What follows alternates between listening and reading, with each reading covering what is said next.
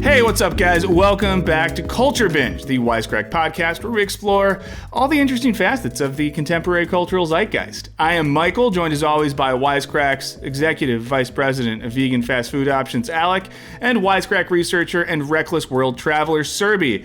How's everyone doing today? Hi. Doing well. Great. Wow, I'm sensing a lot of seasonal celebratory vibes on both ends. Alec, do we have this right that you're headed towards a winter wonderland situation in your locale? Yeah, everyone's like, are you preparing for the blizzard? I don't leave the house. Don't know why they're asking me that. They're just bragging that they go outside and shit. I don't know. Wow. Indoor Alec, folks. Okay, so we have a lot to talk about today, unless you want to respond to the indoor Alec comment. No. Okay. I thought maybe I crossed a line and was about to get fired live on the podcast. So a bunch of stuff to talk about today. We'll talk a little bit about some new announcements that were made by Disney last week. Favorite company, friend of the show. We'll talk a bit about virtual dating. We know a lot of you are doing it. And then some censorship issues on streaming services. But to get started, we're going to stick with our all slaps, no chaps, because we're still not there yet as a society, as a world, as a culture. We need some positivity and not any more negativity. So, Serby, we'll start with you. What is your slap for this week? This week, I've been really enjoying The Queen's Gambit on Netflix. It's a story about a chess prodigy, and it actually got me really excited about chess. So I've been wanting to go down that rabbit hole to learn more. Are you historically a chess player? Is this something that's been a part of your life, or are you now wanting to dip your toes into the board because of the show? Neither. I don't think I'll play chess, but I am very interested in learning about people's passions, and chess just seems like something that it's like a niche like passion where it's like if you're really good at it, you're so good at it, and there's like a whole subculture, so I want to learn more, but I don't plan to play chess. Alec, you seem like you would have had I almost said checkered past as a chess player, which I guess is mixing things here. But you seem like someone that could play chess pretty well. No, absolutely not. Wow. Yeah. I often think of chess as like a foreign language where if you don't really get into it by the time you're 13, you're never going to be that good. But maybe that's unfair to think. That's my suspicion, and I'm not going to try. So. Okay, so Serby will be the lone chess master of the podcast. So that's fun. And maybe I will watch that show at some point. Alec, do you have a slap for this week? This is probably late to the game, but I just discovered Dairy Girls, which is on Netflix. It is so fucking good. Great job. My pitch to it is it's basically like if Always Sunny in Philadelphia took place in Northern Ireland during the Troubles, but instead of like bar owners, they are Catholic schoolgirls who do highly unethical things all the time. For example, faking miracles to get out of an exam. It's really fucking good. I can also second that. Really good show. And I've never thought about it in terms of Always Sunny, so that's great. It makes me like it even better. Yeah. Okay, for mine, a quick update, just because my story last time around was about Sarah Fuller, this woman who became a football kicker at Vanderbilt University, made a field goal this week, now making her the first woman to score a field goal in a Power 5 conference team. So that's fun. I wanted to update on that. My slap this time around, I'm just going to go for a couple holiday movies that I like that maybe are a little bit under the radar. This will be our last episode before the new year. First, I love the Bill Murray Christmas special on Netflix. I know a lot of people hate it, but I am not one of those people. I think it has a nice depressing vibe, and I think Christmas is low-key super depressing, and no one wants to talk about it. And the thing I like about the Bill Murray Christmas special is it acknowledges the somber nature of the season, but sort of celebrates within that context. So if you are a melancholic piece of crap like me, watch the Bill Murray Christmas special. The other one, which is a very different thing tonally, which I hadn't watched till recently, it's a movie from 5 years ago, The Night Before. Stars Seth Rogen, Joseph Gordon-Levitt, Anthony Mackie, Michael Shannon. It's a sort of night before Christmas tale of three friends getting various types of inebriated in New York City as they find themselves and learn the true meaning of Christmas. Very funny. And there's a scene in particular where Seth Rogen, while high on mushrooms, runs out of midnight mass at a Catholic church screaming, "We didn't kill him. We didn't do it." So I know. So those are two maybe like not as popular holiday movies I'd recommend watching, both with very different tones. But I like those. But but that's all I got. I'll say, I kind of mentioned this before, for everyone who's listening, this will be our last new episode of 2020. We'll leave some time for everyone to cry and gnash their teeth and wail with that announcement. But we'll be back for you at the start of 2021. But just so you don't get surprised when in a couple weeks we do not pop up on your feed. And as always, before we get into it, if you like us, subscribe, rate the podcast. Maybe you can let us know what you would get us for a holiday present. If you were going to gift for one of us, what you think we would want. So you could leave that in your review on iTunes or Spotify or Stitcher or any of those apps. So we'd really appreciate it if you would do that. Think of it as your holiday gift to us. Subscribing, rating, figure out a hack into it so you can give us 11 stars. Now, that said, we'll get into the topics right now, and I'm going to start this time. And I'm going to take a big risk and talk about Disney-related topics. So every time we talk about it, it's a home run. Everyone loves us. Nobody gets mad. Yeah. In case you don't know this, every time we talk about Disney, we get in trouble. It's just a thing. So this is a cover me I'm going in situation. And if you are a part of like the Disney Gestapo and you're listening to this right now, just hold on. It's going to be good. This isn't to trash on Disney. This isn't to get negative. But Disney had a big day last week. On December 10th, they had an Investors Day. And one of the main things that happened at this Investors Day is they outlined the next few years of their film and TV output. Everything they're working on, everything they have in the oven, a lot of new announcements. And in particular, I think for us and for our audience, the two things that are probably most interesting were announcements made by Lucasfilm and all the Star Wars properties, and then the Marvel properties. So I'll run through really quick some of the things that are coming out. And then I have a small take on this, and I'm curious what y'all think. So in terms of Marvel, these are the shows we have coming to Disney Plus in the next year or so. We have WandaVision, Falcon and the Winter Soldier. I'll say it again. Falcon and the Winter Soldier. Loki, Hawkeye, What If, Ironheart, Armor Wars, and Secret Invasion. All new series coming to Disney Plus. They're going to be stacked. Movie-wise, some big announcements. Black Panther 2, still in production, and they're not going to recast T'Challa, played by Chadwick Boseman, rest in peace. So that was, I think, good news for a lot of people, because that could have felt really icky and gross if they recast him. Ant-Man 3 coming out, and we'll introduce a character called Kang the Conqueror. Maybe Wisecrack made a video about this. Maybe we didn't. Doctor Strange in the Multiverse of Madness is coming out, which will tie into the WandaVision and Spider-Man universes, and they're making a new Fantastic Four. So all of that's happening on the Marvel side. On the Lucasfilm side, we have some real heat going on. So we have two Mandalorian spinoffs. Ahsoka and Rangers of the New Republic, which are going to take characters that are already in our Mandalorian universe, split off, and they're going to have some overlap. Pretty exciting. A show called Star Wars The Bad Batch, which is an animated series about a bad batch of clones. Andor, which is going to star Rogue One's Diego Luna. The Acolyte, set in the High Republic area, helmed by Leslie Headland, who is the creator of Russian Doll. Very interested in that one. Obi-Wan with Ewan McGregor, and Hayden Christensen coming back to play Darth Vader. Sounds like a bad decision. We'll see what happens. I eagerly await to see how. I'm excited for it, but only excited to see. I hope he does a great job. Yeah, he might not, and I'm excited to see that possible train wreck. Yeah. And to be clear, I'm like truly rooting for them. I'm rooting for Hayden Christensen. Yeah. I want it to work out well, but I could see a lot of options where it does not work out well. We got a droid story where we're going to have C-3PO, R2-D2. And a new mystery lead. Lando, which is an event show, they said. And what they didn't announce with the Lando Calrissian series is if Donald Glover is going to play Lando again. He's a busy guy. I feel like if Donald Glover's not going to be in it, they shouldn't make it, but that's just me. And then Visions, an anime anthology series. And then movies, real quick, we got Rogue Squadron, directed by Patty Jenkins, director of the upcoming Wonder Woman 1984. And I'd say the thing that I imagine anyone that listens to our stuff and likes us would be excited about, the Untitled Taika Waititi film. So he's getting to make a Star Wars movie. I got to be honest, very excited about that one. He did really good work on The Mandalorian Season 1. So a lot of stuff. And one thing that stands out to me is for 20 years, we had about 8 hours of Star Wars content, not including the early 80s Star Wars Christmas special. And now, in a matter of decades, we're going to an era where in 2021, we might legitimately have hundreds of hours of Star Wars content. So we're taking a big, I won't say great, but a big leap forward. And I don't know, this made me think about a few different things. One of them is that from a business perspective, and if anyone listens to this podcast, we're all business people. We all have MBAs in business. Serby does, right?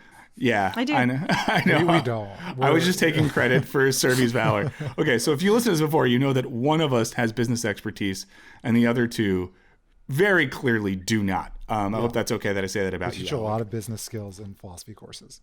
Yeah, we know nothing. That's why, Serby's here for a number of reasons, but one of which she understands Diversity. how money works. Wow, that was real. Let's leave that in and let everyone stew in that. But from a business perspective, as a person who's never taken a business class, but has watched Always Sunny, where business comes up a lot, it seems like there's almost no longer an incentive for a company like Disney, and subsequently Lucasfilm, to spend too much time, carefully putting together one great film or one great film trilogy when they could crank out multiple streaming series. And when we think back to the most recent Star Wars trilogy, a lot of money, a lot of effort went into that. And in a lot of ways, it's kind of considered a flop, especially the two J.J. Abrams films. And when you can put a lot less money, time, and effort into something like, let's say, The Mandalorian, which I think has done a lot better, and at least the Star Wars fans that I meet up with at Star Wars fan meetings tend to like that a lot better than the most recent trilogy. So it's setting up this world where I wonder, is this the future of things like Star Wars and Lucasfilm content, and to a lesser extent Marvel content, that we're just going to get a ton of online series rather than these sort of tentpole films? Now, my optimistic read of this whole thing, and I'm mostly focusing on Lucasfilm here, so if anyone's waiting for Marvel hot takes, I don't gotcha. But something that makes me feel good is with things like the Leslie Headland being in charge of the Acolyte, one of the new series, it makes me think, okay, maybe what Lucasfilm is doing is giving projects to filmmakers and creators they really believe in and letting them do their thing. So with a Leslie Headland, obviously a Dave Filoni, and Jon Favreau with The Mandalorian, with Taika Waititi and his upcoming film project, with Patty Jenkins. And we're just going to give really good creators a key to a part of the Star Wars universe and say, make your thing. I feel kind of good about that, and I feel like that's a great move away from this necessity to keep continuing the story that George Lucas came up with when he was on a camping trip by himself in 1973. So that's my kind of positive read. However, I don't know. I guess the other side of it is, are they just going to pump out tons of crap because they know we're going to watch it no matter what? And I think many of us have a lower standard for what we'll watch on streaming as opposed to what we'll spend, $18 for a movie ticket as. It's a big quantity versus quality thing. But even if they're going to be crap, and this is maybe a little nihilist of me to admit, I still like the idea that there's going to be a lot of stuff. And there's going to be a lot of Star Wars content and a lot more Marvel content, and that I can watch it from my couch. But I wonder if this is all too much. Have we crossed past something where we're never going to have quality content anymore, and it's going to be all about quantity and pushing out as much shit as possible? I don't think, correct me if I'm wrong, are either of y'all big either Lucasfilm or Marvel heads? I like Star Wars a lot. Okay, cool. Alec, where are you at with this stuff? I have the Marvel movies that I've seen many of the Marvel movies, and some more than I like others. And then Star Wars, again, I've seen all the movies. I've watched The Mandalorian. I don't have a special affinity for it, except that sometimes the movies are good and sometimes they're trash, like all the prequels, except the last one, which was pretty good. Well, so that's even better then. As people that don't have an irrational obsession or commitment to this stuff, I mean, what do you think when you hear this announcement where Disney is literally going to be throwing hundreds of hours of new content at us, especially in Star Wars, where we had nothing for years. Now we're just going to have everything. How does that hit y'all? So I'm torn. Part of me is worried about oversaturation, but the other part of me is just excited because maybe there might be a really great series, or it dives into a different area of the universe or canon that I never explored or even thought to explore. So some of it I'm excited about, but I'm also concerned that they'll just push out things because, like you said, we'll watch anything and they just want to make money. So I'm always a proponent of more content, but I want it to be high quality content, which I think with the number of projects they're going to do, I don't think that's likely to happen. You don't think it's likely that it'll all be quality? Yeah. I wonder from a business perspective, Serby said yes. oversaturation, and it's the sort of thing where, the law of diminishing returns, maybe if you make 2 movies, you can double your revenue. But if you make 10, each one becomes probably a little less and less profitable, especially as people can watch it. And I'm sure there's conversations about this that we are not privy to and probably never will be. But did they figure it out and they're like, this is the exact number of shows where it's like we can sort of maximize that? Or is the business model like, listen, we're going to throw like 15 things at the wall, and if like 2 of them become very popular, like that's the economics we can work off? That's like kind of how Blumhouse works, is they make a bunch of very cheap stuff, and all the, if a bunch of them fail and some of them do really well, it's fine. Obviously Disney is pouring more money into things than Blumhouse is. So like, is that their model? And also I think there's an interesting component in that maybe it's good to go away from tentpoles, because when you have a tentpole like The Last Jedi or The Force Awakens, everyone with these very, very, very intense relationships to Star Wars can therefore like be mad and be like, you ruined my favorite thing. Yeah. But it's a little hard to like have that same rage when it's like, I'm watching The Mandalorian plus WandaVision plus this other thing, and like I don't like one of them, but 2 of them are cool. And so like there's less, I think, corporate liability, which I'm sure the Star Wars executives have seen like a lot of. So I think that's kind of interesting. But I guess my real question is, what does it mean to be Star Wars? As someone who's much more invested in Star Trek, which I've said before, like Gene Roddenberry had a vision, a certain ethos to the show, and every show / movie allegedly binds himself to that ethos or strays from it, and then we complain about it and stuff like that. And I don't really know, besides like the lore, obviously there's the Force and there's Tatooine and all that stuff, but like, is it really just like a backdrop where Taika Waititi can tell any story he wants, but like it's set on Tatooine or something, and therefore like it's a Star Wars movie? The same thing with like, the recent Joker movie. There was no necessarily need for that to be Joker. It was just a story told in that format. So is that what they're going for? Well, yeah, and I think that's the interesting question, right? Because I think the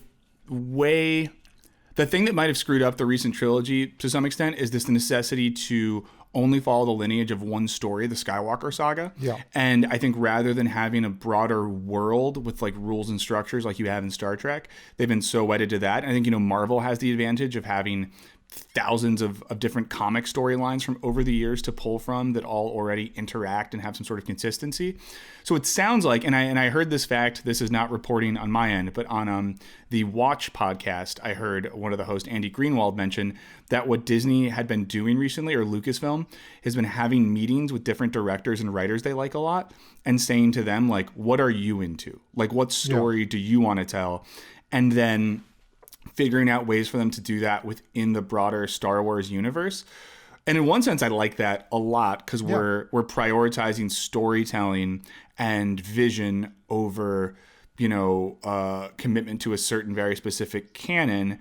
And I guess what we're going to have to see is how well do these things work the further they're disconnected from the Skywalker saga, and can we get really far from that story and still have something interesting that people want to see? Yeah, and I think Taika Waititi is a great example of that, because he took Marvel and made Thor Ragnarok, which is probably my favorite Marvel movie. Yeah. And it's because he did a thing with the universe that I thought was really cool. And so I like that model, but it really comes down to, like, is it interesting because they're sort of subverting or bending the limitations of what it is? I mean, again, as a Star Trek fan, there was news, I don't know if this is going to happen, that Quentin Tarantino was going to direct a Star Trek movie. And I was just very excited, because I was like, what the fuck is he going to do with that? And as like a Star Trek fan, he gets it. And even if he breaks all the rules and whatever, it's fine. But yeah, I don't know, like, is Star Wars at its core like a Western, which is like what the Mandalorian's doing? Like, what is, I don't know. Well, to get like kind of Hegelian for a quick second, I think the genius of what Waititi did with Thor Ragnarok is he did something different. He broke from a lot of the character development we had with Thor. We changed him a little bit. We changed the tone of the universe. We opened up some possibilities. And then what Marvel did is reincorporated all of that into the broader MCU canon, and have made the films better because of that. What we've seen so far with Star Wars is, like Rian Johnson does something very different in film number 8, and rather than incorporating that through some sort of dialectical sublation into our storytelling universe, they they react against that aggressively and create a sort of reactionary film. So what I'm going to wonder now is, and I guess it's Kathleen Kennedy, who's at the helm of Lucasfilm. Is she going to be able to be open to incorporating, let's say, subversive, contradictory, or transgressive elements from that universe into these new projects? And are they going to be open to that? And I think if they are, there's a chance that the Star Wars universe could get a lot more interesting than it has been. But that's a best case scenario. I'd be worried about the lack of diversification in their content. Like your entire, like if we're looking at it like a business, like your entire product line is focused on one thing. So if we have like Star Wars fatigue, then what does that happen?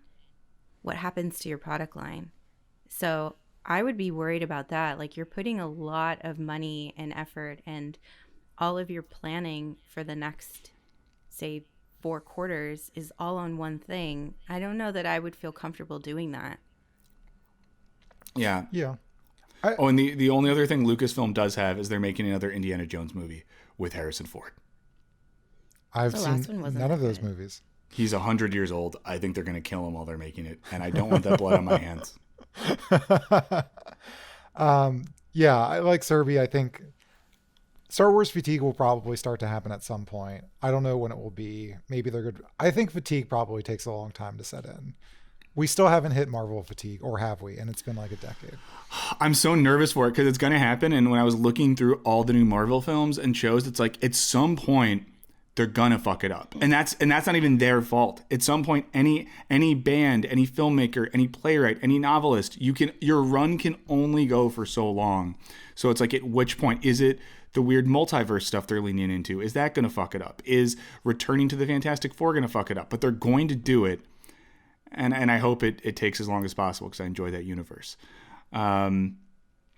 Oh, and I guess the last thing I'll say, because this ties in, they are making, I know everyone was worried about this, they're making a Guardians of the Galaxy holiday special that I think we're going to have for Christmas 2022. So if you've thought about giving up the holiday traditions, know that there will be I'm hoping, a Groot musical that somehow ties into your favorite holiday stories. So I guess we can hold on for that.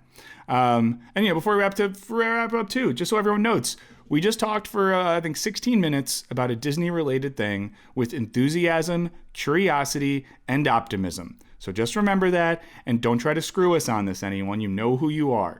But speaking of movies, well, why historically have we gone to films to go on dates? Why is dating hard now? We can't go to the movies in most places because they're not open. So, Serby, how are we supposed to date now?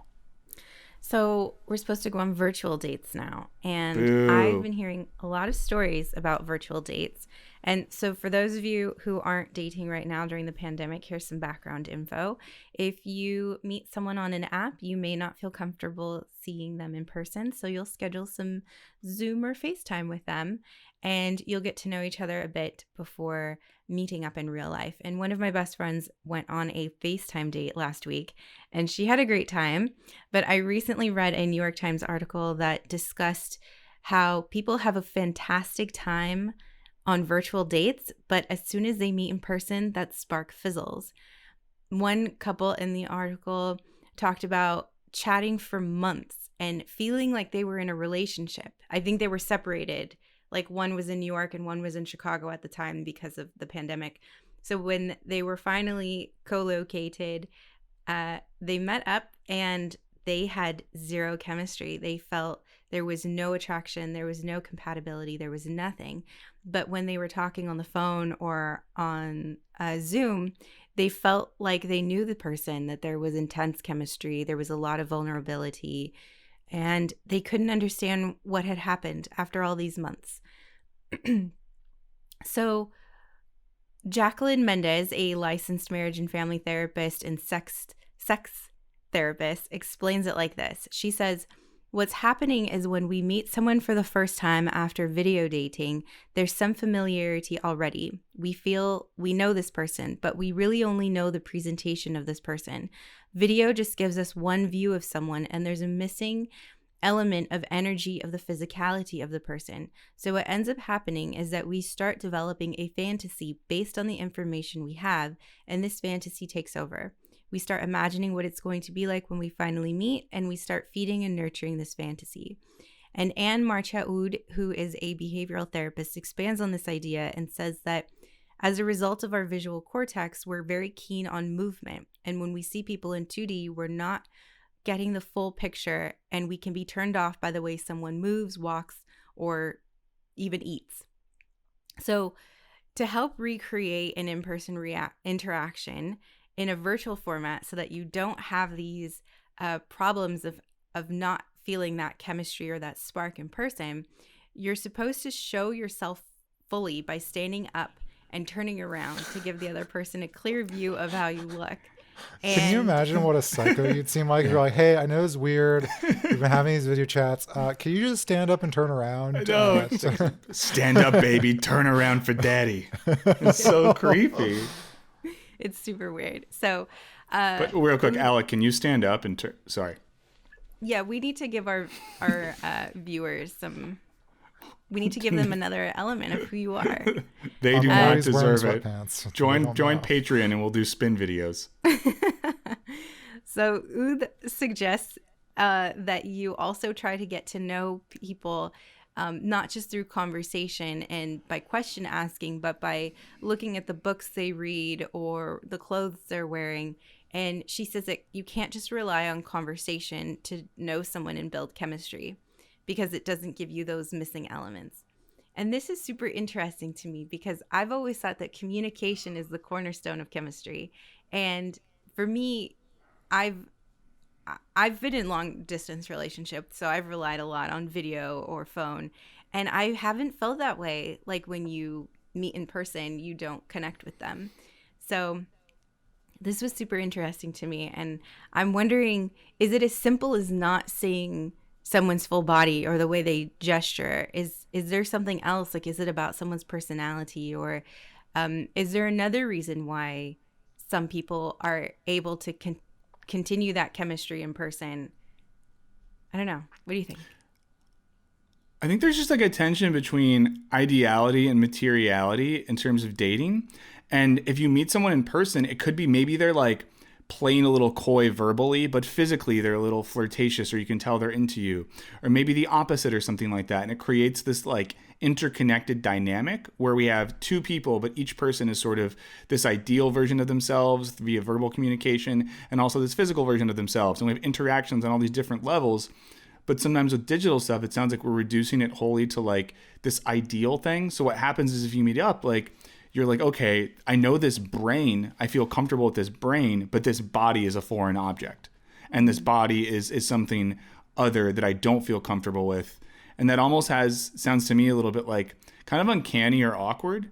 And I've had a few times in my life when I was younger, believe it or not, where I would have, flirtations or something like that would go through text or email. And then you meet up with someone and you're like, okay, this is weird. We don't really know each other that well. I feel uncomfortable now. What did I say? I need to destroy your phone. And I think that's just like I think that I just don't see a way we can really truly avoid that tension if we're going to think of human connectivity as something that's both material and sort of language based. Yeah, in a way, I feel like some of this isn't new because, it used to be back in my day. A lot of flirtation would happen through like AOL Instant Messenger or whatever. Even if it was like you introduced to a friend of a friend and it's not long distance, but like you meet up a few weeks later. But I wonder if maybe the new thing is with video, it maybe gives you a false sense of confidence, because I think for not everyone, but like a lot of people, there's a lot of like nonverbal things that happen in how we interact with each other. And so on video, like a lot of that's clear with facial expressions, but like your posture and, other things that some people are better or worse at reading, I think goes into that. And I don't think that explains all of this, why people don't have it. And I wonder if also another part of it is, someone looks a certain way, like in the little camera box, but then they see them in person, like, oh, I'm not attracted to that person. So this is weird and I hate this. But I don't know. I think the question is very interesting. Not in a dating context, but, I've had to have long-term working relationships with people over video and then meet them, and it is always like a little jarring. Like I thought Jared was short and he was not short. He's tall. I had coffee with Michael Burns after talking to him on a bunch of video calls once. Maybe he thinks I'm a complete weirdo in person. I don't know. You were taller than I thought you were. I'd say that, Alec. And if for anyone watching or listening to this, Alec doesn't come across as tall as he is, but he's a tall guy. So I'll just say that. Yeah, Serby, if we ever meet, so everyone who's listening and watching, Serby and I've never met in real life. I feel like we're friends and I understand her and we'd get along well, but maybe one day Serby and I meet in real life and we're both wildly uncomfortable. Yeah, Serby would definitely, I think, hate me. I don't know why. No, I don't think so. So I'm a lot more. Would. I'm way cooler in person than I am on video. Whoa. I feel like I'm like very buttoned up on video because I work online, work remotely and stuff. So, in person, when people meet me, they're like, "Oh shit! Like I didn't realize you were like kind of fun." So I'm very excited about that. The other thing is people think I'm shorter than I am. I've been told that I present very tall, which I'm very excited about. But then when they meet me, they're like, "Damn, you're not that tall." And I feel like I'm a respectable height. I'm 5'5". I feel like that's a normal height for I would a have woman. guessed like 5'3". I was going to guess 5'6". Well, here we are.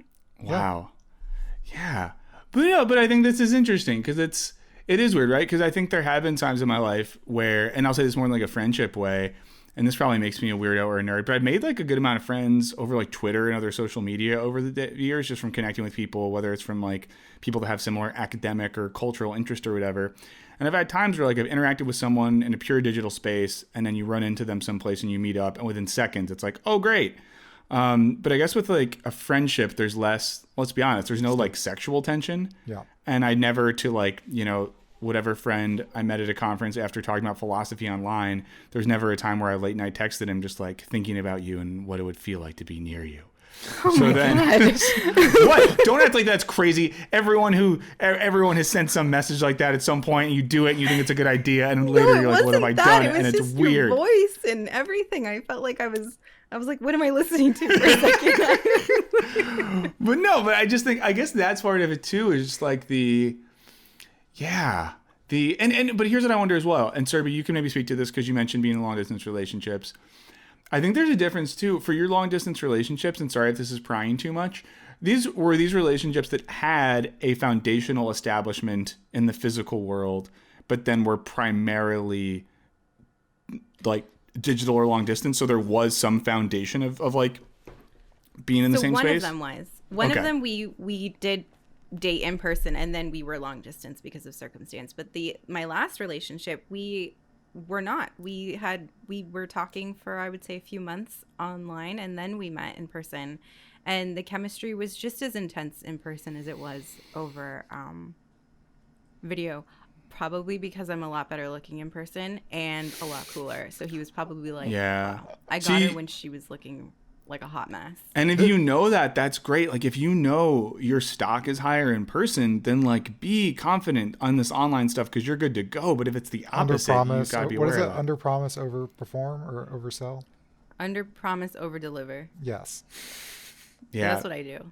Because that's the thing too. I feel like a lot of, and I don't want to speak on a generation that I'm not a part of, but I feel like a lot of dating culture, maybe for like Gen Z types, does involve sending pictures or like online communication where you look maybe hotter than you are in real life because of all the touch-up apps and things like that, which I really had back in the day. And that's the risk there. Like, how do you ever live up to that?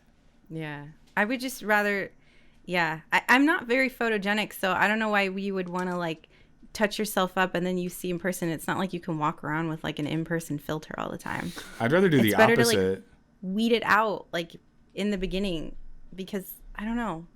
Why try to see, that's when I online dated for a bit. That was my strategy. I made my lead photo one that I thought was fine, but not my best, because I would rather not have people click on me than have people click on me. And then when I show up, they're like, oh, I wanted to show up and have them be like, oh, okay. And then start from there. That's my dating advice from someone who hasn't actively dated in almost 8 years. But yeah, definitely take it and use it. This is all making me wonder what Austin's dating profile strategy is. But Yes, if you are in Australia, in the Sydney area, you're on a dating app, and Wisecrack host Austin Smith shows up on any of those, please screenshot and let us know. Or give us access to your account and let us try to online date him and see what happens. anyone who's... Yeah, go ahead. When I came across Jared on the dating app, he looked just as good on the pictures as he did in person. There was like no difference. I was like, how is this possible? He's a photogenic guy. Listen, He's if you super have, photogenic. It was amazing Yeah. though. I was like, this is the only time I've ever been like, this is exactly what he looks like. Fred, wow. Sorry, go ahead, Prince. No, it was going to be weird. You go. I was going to say, for anyone who's interested in exploring this problem of video dating before meeting, watch 90 Day Fiance Before the 90 Days, where people try to marry people based solely on video chatting them from other countries. I would rather just do letter writing, because that makes sense to me that back in the day you would have these long-term romances over letters, because then there's no semblance of physicality. It's pure Wouldn't they mail ideal portraits realm. to each other, though, if you're rich? I guess, but that's like the Archduke's courtesan's art department is painting someone. I don't know. Yeah. I just think it's a little different. The question is then, Wade Serby, this never mind, it's too personal. I'm not going to say it. Sorry, everyone. If you thought you knew what I was going to ask, I'm not going to do it because I'm drawing limits. But this is one of those things that later I would love to hear what any of our listeners and viewers are doing. If you are virtual dating, I want to hear all about it. I'm so fascinated by this. And you know what someone should do? And I saw one person do this. A comedian in LA was going on online dates and then streaming them on Instagram Live so you could like watch them. Oh my God. Yeah, I think someone should start a service where it's like that, but they don't tell the person, so you can just tune in to different online dates, or like a whole streaming service where all the channels are different people having virtual dates. Wow. It's like some weird Truman. Oh, is it Truman Show? Yeah, it's know. like Truman Show meets Chat Roulette meets Big Brother. I don't know. It's a lot of problematic things crammed into one. I bet friend of the show, Dr. Ben, computer scientist and dating aficionado, would have some thoughts on this. So Dr. Ben, if you're listening, we'd love to hear your thoughts on virtual dates. Oh, Dr. Shouts Ben's it the best. Yeah, in just a moment to. And if you don't know what we're talking about, Dr. Ben, Netflix show, Dating Around, go back to the special episode. We had a full interview with him. That guy rules. Super cool. Okay, so that said, this has been a really fun 3-person virtual date. I've really enjoyed getting to know all of you, and I can't wait to see you both in person. And once we get off this call, you'll have to turn around.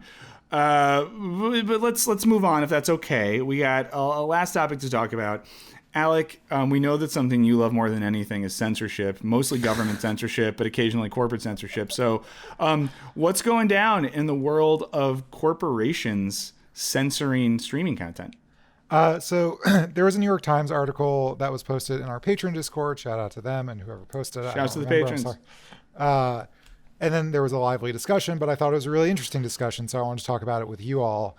But there's a New York Times article about a show that was being developed through Apple TV, which I know everyone's watching Apple originals all the time. It is Constantly. Puts HBO Max to shame. It's bad. No, I'm just kidding.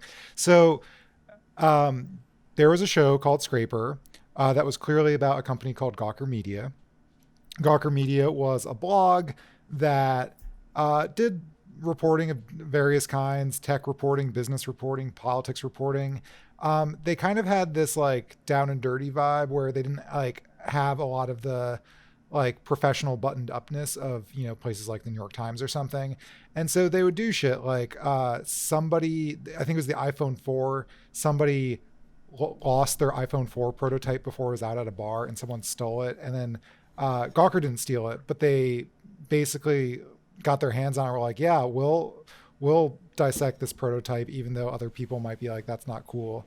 And they did like a lot of various things of that people disagree with. Maybe it's good, maybe it's bad. One thing is they speculated about Tim Cook, the CEO of Apple, who's now an openly gay man. They speculated about sexuality, not in like a necessarily mean way, but just speculating that the longtime bachelor was, a gay man who was hiding it. They did that with other people like Peter Thiel, who is a billionaire. They did things like released Hulk Hogan's sex tape that he sued them for, which eventually burned the website to the ground. They were in so much debt, they sold off, and now Gawker doesn't exist, but Gizmodo, Lifehacker, Jezebel are all part of, I don't know who they've been sold to, probably some hedge fund. But anyway, people involved with Gawker sold this show idea to the people at Apple TV Plus, their streaming service. The idea was it was called Scraper. It was loosely based off of Gawker, and it was kind of surprising given that they were constantly giving Apple shit in the past, but whatever. That is until Tim Cook, again in charge of Apple, found out and personally killed the project. And so I think it raises an interesting question of, first of all, the article in the New York Times notes that this kind of the CEO coming in to kill a project is not heard of. It's kind of rare. And in the reporters reporting, they had never heard of a similar example at other streaming services. Let's say Jeff Bezos coming in and like telling the Boys TV show that they couldn't do X, Y, and Z because it makes Amazon look bad, for instance. Have not heard of similar things at Netflix with Reed Hastings. But the question it raises is that, you know, a lot of our streaming services, a lot of the content being made basically boils down to like a handful of people. Tim Cook being a lesser player, Jeff Bezos and Amazon Prime Video, Reed Hastings and Netflix, whoever's in charge of Hulu. And, you know, editorial decisions get made all the time. Shows get picked up or don't get picked up for not aligning to, say, Disney values or this or that, or having too much violence or not being a right fit. But what does it mean for Tim Cook to come in and kill a show about based on an outlet that, you know, questioned him, and they did lots of things besides, you know, outing him that was just, you know, reporting on powerful people. And what does it mean to basically kill a show because they maybe expose the truth about you? What do you all think? Well, I wonder if Business School Serby has any thoughts on this, or if this is like a thing in the corporate world. Because the question I have is like, shouldn't there be a sort of separation of powers where if you have a company like Apple, there shouldn't be a king at the top who's able to like make an absolute decision in their content or in whatever, that there should be like a head of that department who can't just be overruled by someone at the top? Like, I don't know. Is there, and sorry to derail things, but I'm wondering, Serby, is there any precedent in the business world for those type of things? No, like the CEO is like, he's in charge. So there are heads of different departments, but at the end of the day, if the CEO doesn't like something, you can't argue with that. I will say though, at like, especially news outlets, there is kind of, the owner or person in charge is often kind of has that relationship, but there is certain editorial independence that happens at lots of places. And so for instance, again, this reporter notes this, like Jeff Bezos owns the Washington Post. The reporter asked around the people, involved with that, and they couldn't find an example of Jeff Bezos killing a story at the Washington Post because it made Jeff Bezos look bad. Similarly, like Jeff Bezos has not said, hey, you can't portray e-commerce bad in your TV shows.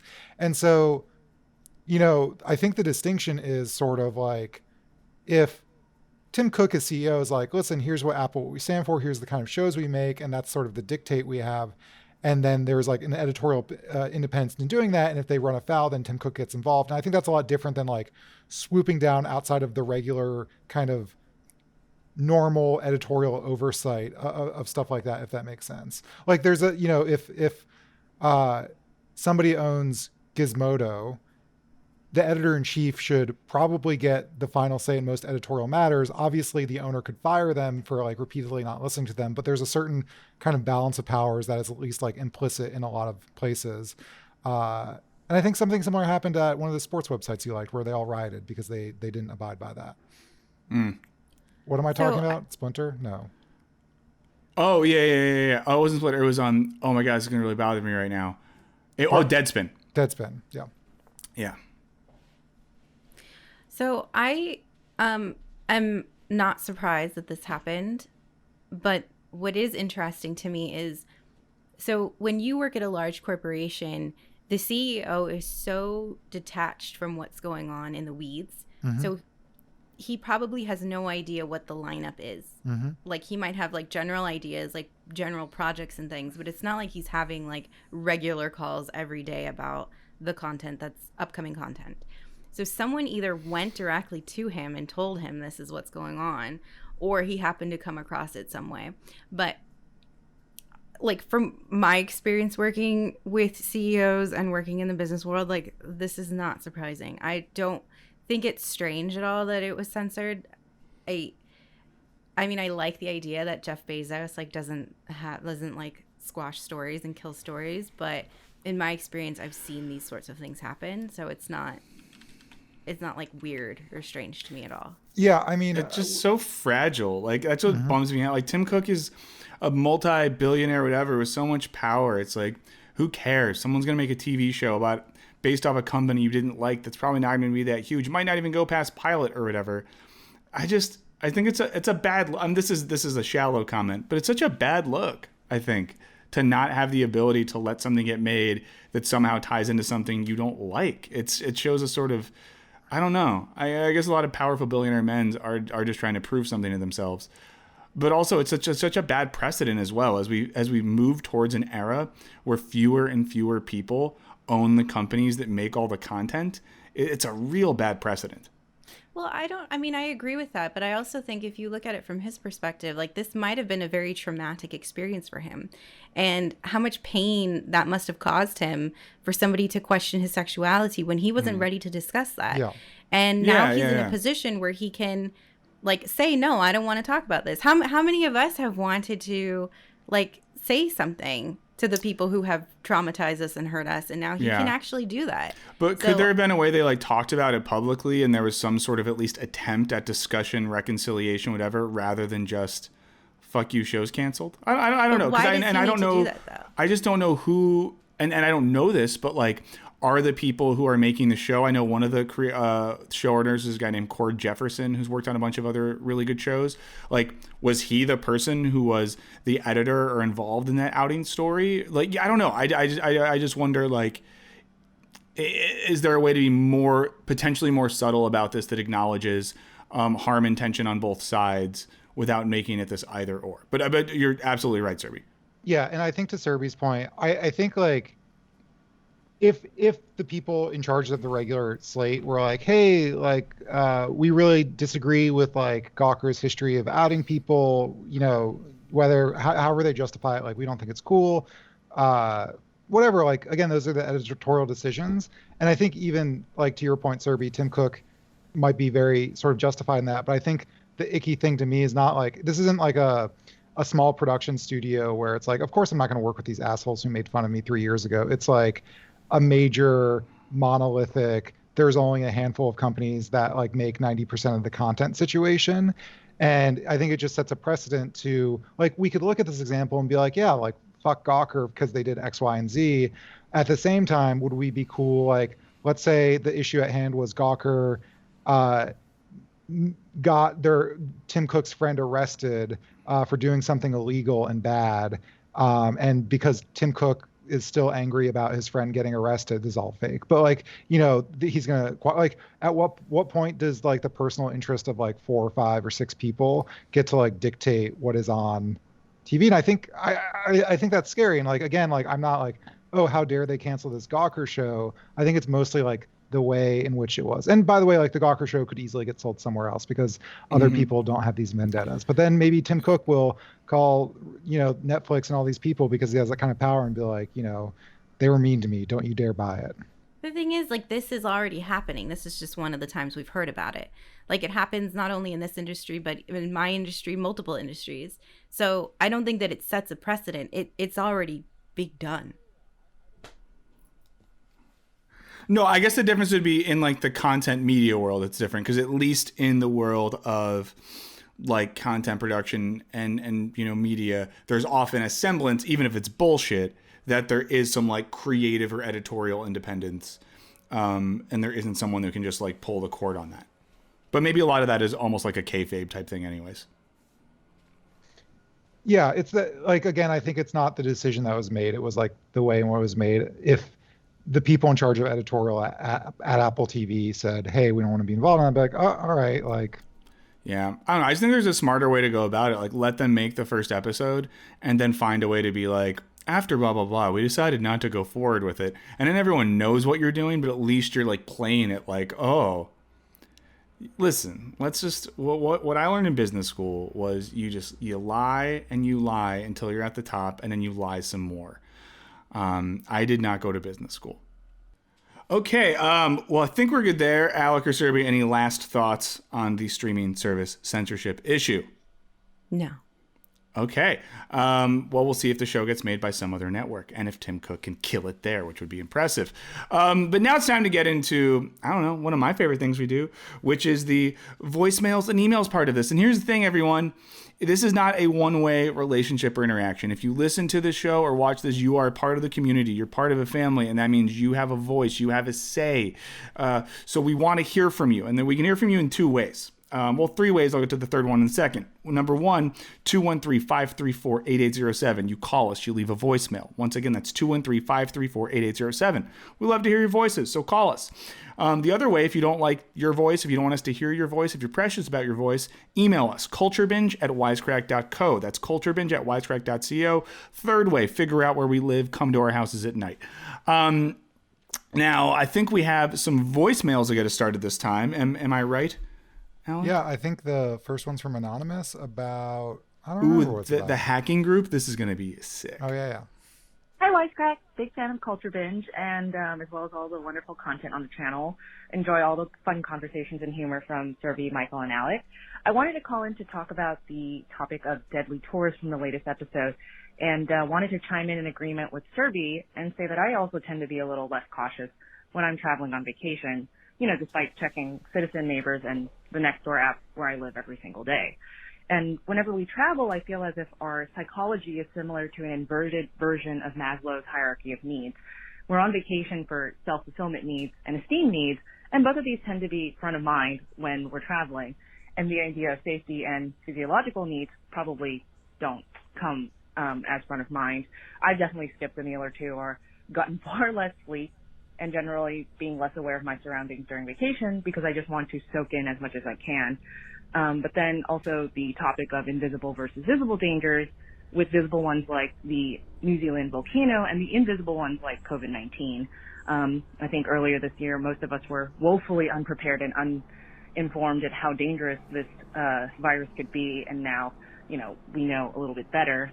But even with buyer beware, traveler beware, wanted to mention that there are times where places can be unintentionally deceptive in their, marketing and advertising, as being a very safe place to go. And as Serby mentioned with her experience of being followed, I've been through something similar in Japan, and even in Tokyo, where it's touted as one of the safest cities in the world, as someone who's studied and lived there for a while, pickpockets, stalkers, bad people in general live there too.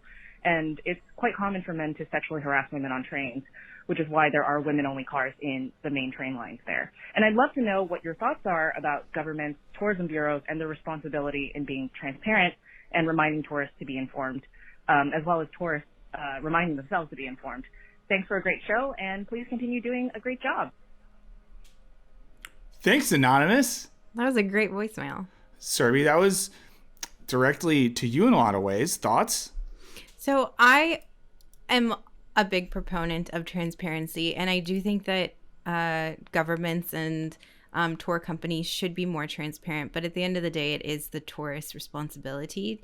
But I do find it a little sketchy when I go to developing countries and things are hidden or covered up and stuff. So I would like there to be more of a push on talking about things so I went to Mexico and I found out that a lot of those cenotes, which are natural pools of water, mm-hmm.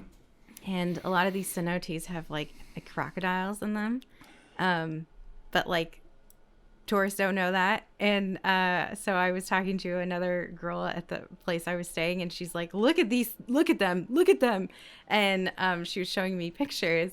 And then another place I was touring these ruins, and apparently there are jaguars there, and so that's something I didn't know. And I think that there should be more transparency, but I think it's always on us to keep ourselves safe, and we can't rely on other people. I don't know. I don't have anything interesting to say on that, but I really enjoyed that voicemail. It was very insightful. Yeah, that was awesome. No big disagreements there. I think that's why I do like traveling sometimes to cities, because it's just like more of a known quantity. Whereas nature travel freaks me out. And there's a lot of different films, documentaries, and like weird cable series about disasters that happen when people go play around in nature that's too far out of their comfort zone. Yeah. Do we have any other voicemails right now? No other voicemails. Okay, Alec, let us know what we got going on email-wise this time. Any hot messages in the inbox? Oh, we got so many good messages. The first one, we got an update. Lawrence runs a sex club in Australia somewhere. I had a lot of questions about what COVID-safe restrictions on sex clubs are for obvious reasons. Lawrence was great and emailed us back. Hey, Culture Bingers, I was chuffed to hear my email read out loud. I don't know what chuffed means, but I'm assuming it means just like happy and pleased. Mm-hmm. Nice. To answer your curiosities, the restrictions imposed on all sex clubs by the local New South Wales, our state government, essentially came down to a venue capacity limit of 1 person per 4 square meters, soon to be 2 square meters. I hear Australia's killing it on the not having a ton of COVID front. Social distancing was not a restriction imposed on us for our guests whilst inside the menu, in saying that it took twice as long for sex clubs to be allowed to trade than it did for most other businesses where social distancing was enforced. I suppose the government was waiting for consistently low numbers in cases before they allowed a high-risk business to trade. That makes a lot of sense. There were other bits and pieces in our COVID-safe plan, like having hand sanitizers and face masks available. But after you've been kissing someone new, is hand sanitizer really going to do anything? Great question. Michael, you're more than welcome to come and sling some drinks at the bar. I would love to see your superpower of knowing what each person needs for a post-coital drink. Oh, I know. Wow, making friends. Thank you, Lawrence. Getting on the first flight to Australia, once that's allowed, I'm showing up with a cocktail shaker and some latex gloves and saying, let's go. I'm so excited. So that's so awesome. Thank you for having me back. The sex club is called Our Secret Spot, I believe, for those of you who are interested. Sounds cool, man. I'm really jealous of Australia these days for a lot of reasons, but like, and New Zealand. They killed COVID. They can have concerts again. They're putting on theater productions. They have sex clubs. Just a lot going on. There's so much going on down there. Down there. Wow. The next email is from Connor talking about women in sports. Connor says, I'm not a sports fan in the slightest, but I'm a big supporter of equality. One thing that came to mind when you all discussed women's sports was professional wrestling. In the independent wrestling world, intergender wrestling is very common and accepted. The storylines and matches are just as good, if not better, than regular wrestling matches. What I find interesting is how the WWE used to be all right with intergender wrestling, but stopped once they got better TV deals. AEW, a new wrestling organization that I'm a fan of, has lots of wrestlers that are familiar with intergender wrestling, and I believe are adding it to their new game coming out. Yeah, I mean, that sounds cool. I know one of our directors works for an organization called Party World Wrestling, where I believe, again, it's just like all kinds of people and it's all fake. So it doesn't matter who's wrestling who. It's not like, it's not like there's a disadvantage. That's so interesting. Yeah. Yeah. This just reminds me that I wish I watched wrestling more. I was really into it when I was younger. And whenever I hear about wrestling, I wish it was a thing that I was more into. I didn't realize that it was fake. Yeah. What do you say? Fake. No. What does fake mean? Like, let's define our terms here. Like, I mean, the WW, I don't know what it's, E? You're confused because it used to be F. No, I mean, it's all, I mean, like, yeah, they're like, throwing each other at shit and like, it's like physically punishing, and I'm not knocking it. But what is real, Like what's real, if anything? Don't we just live in one big simulation? I mean, it's cool. I'm just saying, I thought it was real. Like they were actually like doing these things. It wasn't scripted. Serby, what if there was a way you could let yourself be deluded into thinking it's real, even when it's not, for the sake of your own entertainment? No, I wish I could go back to those days because it was fascinating. I was like, oh my God. What if you could? What if there was a concept that could explain all of this? And what if Wisecrack made a whole video about it once that you could watch, about a concept called kayfabe? Look into it. It's inspired music. Man, I wish I didn't tell Serby about this and then like somehow got her and watched her watch Donald Trump in the WWE, and just like, what would she think of that? Like, I don't even know the storylines, but like to think it's real would add like another level of amazingness. So to good. It.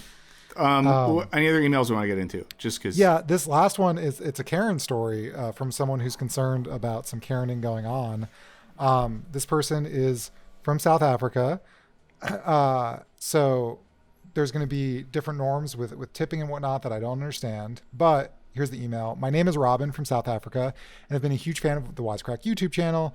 Recently, I listened to the Rise of Karens episode and have my own Karen story that's been bothering me lately. I was hoping to get your guys' perspective on it. A week ago was my friend's birthday, and a group of us celebrated at a popular restaurant, and the service was horrible. Someone had a scab in her drink. I don't know if scab is... A scab? Oh, is that slang for something, though? I don't know. South Africa, don't understand your lingo, but scab in the drink, let's assume the worst. Our waitress kept forgetting to ring up some of our orders. The bartender aggressively accused me of being poor when my card kept declining, and I asked him to use a different card machine, which happened to work, and my card went through, suddenly changing his attitude, asking me about my day. Our friends turned to my girlfriend and asked her to please be a Karen and complain because she is super assertive, confident, and takes no shit. She went to the manager on duty and gave all of our complaints, to which he handled poorly, and our service only got worse. We undertipped, and the waitress, which really did feel bad. The next day, we called the restaurant to complain and get more clarity about the service the night before, to which the manager on duty to this day said he will handle The manager on duty this day said he will handle it and would like to invite the group back to make it up to us. An hour after that, he messaged us again to tell us he investigated the waitress, bartender, manager, and cameras, finding out that one of our group asked the waitress if, quote, her legs were on the menu, and that was the reason we couldn't be given good service. The cameras also picked up the same person did cocaine in the bathroom before leaving, and it's for these reasons that the restaurant will not be apologetic about the service and that we are not invited back. We queried our group on this, and it turns out that the person had been rude to the waitress and did coke in the bathroom was our friend's dad's friend, who had popped up only later in the evening to have one drink, after which him and our friend's dad left. Not once did the waitress or manager address these issues with the table, even after the man had left, and just continued to treat us badly. How do we deal with this? Should we be feeling bad about undertipping? Should we feel guilty about complaining when it was someone from our group causing issues, even though the service was shit before they arrived? Is my girlfriend a Karen for complaining on the night and the next day? God, so many layers to this. I fucking love this email. I want to draw out the web of relations to better understand this. I mean, a couple of things I will say, though, in one sense, just at the top, important to note that, when we talk about someone being a Karen or whatever, that doesn't mean complaining as such as a Karen activity. It means complaining in an entitled way, which exceptionalizes your experience over and above others. Because, I think all of us, I'm a great diner and customer, and I've occasionally been like, hey, I'm sorry, but there's a blank in my blank. And that doesn't make you a Karen or bad. I do think my personal stance on this is that if you're with a group of people and someone in the group is being an asshole, if they're being reckless, if they're being at all verbally abusive to staff or whatever, that's sadly still part of your responsibility if you're a part of that group. And your options are either you tell that person to shut the fuck up. I know I've been out a couple times in my younger years where there was a dude in a group who was just a huge douchebag, and I got up, found the server, and was like, hey, I'm really sorry, blah, blah, blah, and gave them an extra tip or something like that, and just kind of said at least acknowledge that the situation sucked. I do that when I eat with my grandparents. They're so annoying. And then I go up to the server and I'm like, I'm really sorry. They're old and they complain too much. Here's some extra money. Don't hate me. Yeah. And it sounds like in that situation that it's maybe a mixture. But then I think so much of this involves what scab means in a South African context. If it means congealed dried blood on the surface of the skin, then all bets are off. Taking out her headphones, everyone. But then part of me thinks maybe you can come back. Part of me thinks it maybe is if it's slang for a roofie or something, then you should not be okay with someone putting a scab in your drink. I'm Googling it. I think that everyone is justified. The group handled it fine. I think that everything was fine on their end. I think that the problem here is the restaurant should have discussed these issues with the group as soon as the friend's dad's friend. I don't know if I agree with that. Well, go ahead. Sorry, you finish your thought. I think that the friend's dad's friend, as soon as he harassed the waitress, the manager should have come over and either asked the group to leave or told him, to knock it off. or served the group personally. I also think that like the cocaine in the bathroom situation, like again, why didn't the restaurant leave? Why didn't the restaurant ask the group to leave?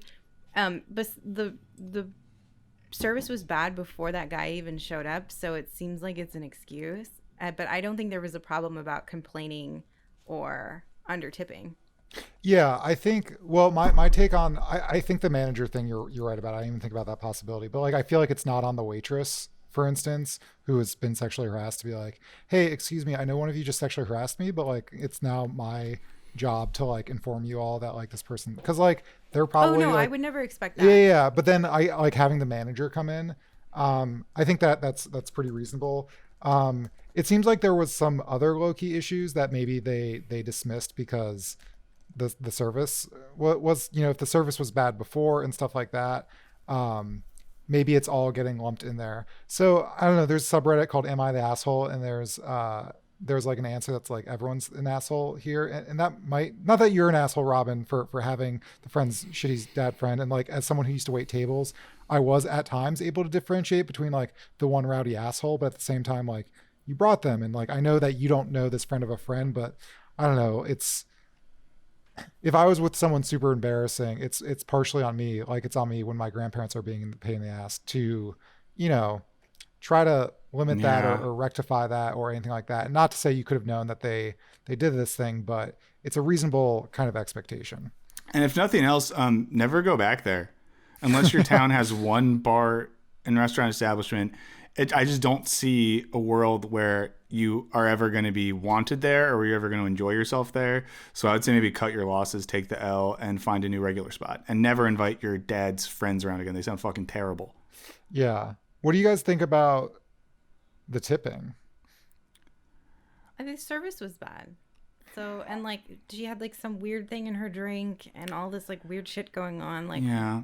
But here's the thing, right? I've had times before where there's something wrong with my food, but like, the person working in the kitchen is getting like a flat hourly rate, and the person serving me is largely working off tips, and it sucks for them, but it's not their fault if, you know, Sally in the kitchen let a booger fall in my pastrami sandwich. So I don't want to punish the server for something that's not their fault. Yeah. I wish we could separate like tips, because sometimes like the food is awesome, but the server is like super rude and mean to me. It makes me feel bad about my food allergies. So I would like to then be like, I will give the kitchen this tip, but you get less of a tip because you were an asshole to just me. Everyone should get paid a good. Well, yeah, this is why tipping is the problem. Like, we should tip and tip generously, especially right now when the restaurant industry is falling apart. But the solution, of course, is a system where tipping is a necessity. There's a flat service fee incurred, and everyone working there gets a flat rate rather than working off tips. So we don't have to feel the individual pressure to tip well so that someone can pay their rent. I mean, this was my argument. We agree with you. We agree with your meta argument, but not the. I think the problem with your argument is I agree with it in general, Serby, but that means in the interim, I still got to tip as much as I can. Yeah. Well, until that happens. We know you do. We just give you shit. We just give you shit. We know. No, because we were getting emails where people are like, "Oh, she seems like a real bitch." Let's say this once and for all. Serby always tips a flat 11%, no matter what. She's on top of things. She takes care of you. If you see her in your establishment, expect the best. Maybe she'll up to 13% if you wink at her. Okay, we probably should wrap up though, unless there's any final thoughts on this one. Just one final thought. I don't know the economic situation of tipping South Africa. I quickly Googled it, which seems it's like America, except it's only expected to tip 10%. So Serby, if they have good wages and tipping truly is extra, like that's a different game. Like maybe don't, but I don't know. The thing about boogers, scabs, hairs in your food, obviously it's bad. Obviously you're right to be like, hey, can you make me another one or something? But like, these are unavoidable accidents of like humans interacting with food. Is just like shit gets into it. And it's not like, I mean, absent, I have no reason to believe the server is like, I'm going to take this scab and put in their food. And so like, basically at that point, you're just penalizing a person for like a very unavoidable thing that they had no control over. And it's not like every waiter that you ever seen like meticulously checks all your ice cubes to make sure there's nothing weird in it. They're just like running between 10 tables. And so for that, I would not necessarily tip less. I would say the rare occasion that I tip just 15% is like something went wrong and they refuse. And I was like, hey, we've been waiting for our food for an hour. And they like don't do anything. They're not like, oh, I'll check on that, or I'm so sorry. They're just like, yeah, whatever. Like, allow them to rectify the thing, keep their tips high. But then like if they're completely not helping you at all, fine. Okay, that's the final word on that one. Great emails as always. And of course, just so you know this, all of your emails are great. We sadly can't get into all of them every time, but please don't take not having your email read as an indication that we don't love and appreciate it. I recently just got added to our email thing, so now I can see them all, and I'm obsessed with it. It's so great. So do hit us up once again, culturebinge@wisecrack.co or 213-534-8807. And of course, if you like this, let us know if you'd like us to do an all email advice episode, which I want to do. And if enough of you tell us you want it, maybe we can do it. And then a final thing, and also we will not be around in 2 weeks, but if you're interested in meeting up with us, we might be doing a special charity stream the week of Christmas, so you could check in, see what's up. Alec and I might be doing stuff on there, talking some philosophy, playing some games. Maybe some other special guests will come on. We'll ask them later. That said, before we finally go, we've been going for a real long time. If people want to find you when you're not here, Serby, where do they find you digitally? Surrey Patel 22 on Twitter. Awesome. Alec, where can they find you that's not at the local bodega? At Wisecrack Alec. Awesome. You can find me at Michael O. Burns. We'll be back in the new year. Might see you on a stream in the meantime. Email, call, rate, review, subscribe, and love yourself. See you next time.